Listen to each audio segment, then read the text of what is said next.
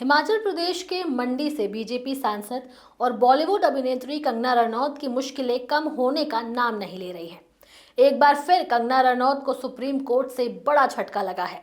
किसान आंदोलन के दौरान एक बुजुर्ग महिला किसान को लेकर की गई कथित आपत्तिजनक टिप्पणी के मामले में उनके खिलाफ दर्ज मानहानि केस को रद्द करने की याचिका को सुप्रीम कोर्ट ने खारिज कर दिया है।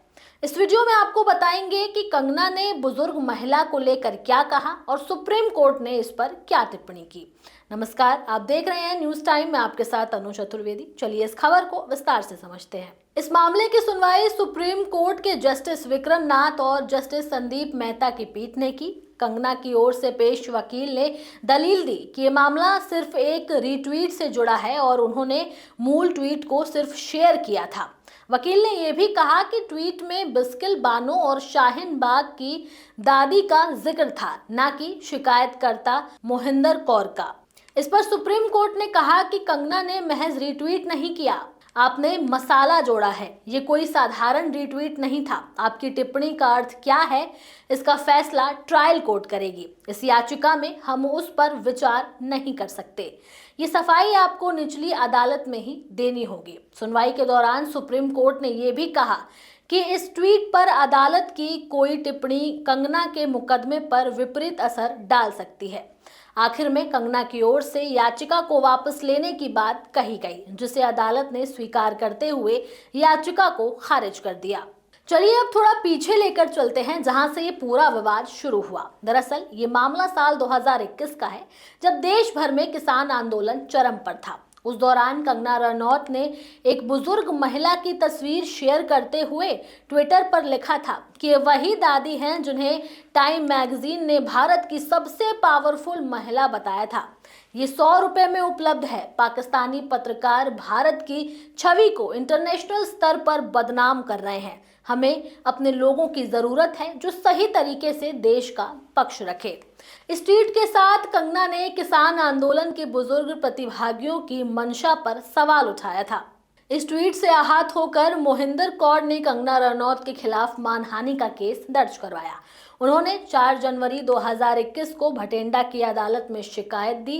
करीब 13 महीने तक इस पर सुनवाई चली, जिसके बाद अदालत ने कंगना को समन जारी करते हुए पेश होने का आदेश दिया। इसके बाद कंगना ने पंजाब हरियाणा हाई कोर्ट का दरवाजा खटखटाया, लेकिन वहां भी उन्हें राहत नहीं मिली।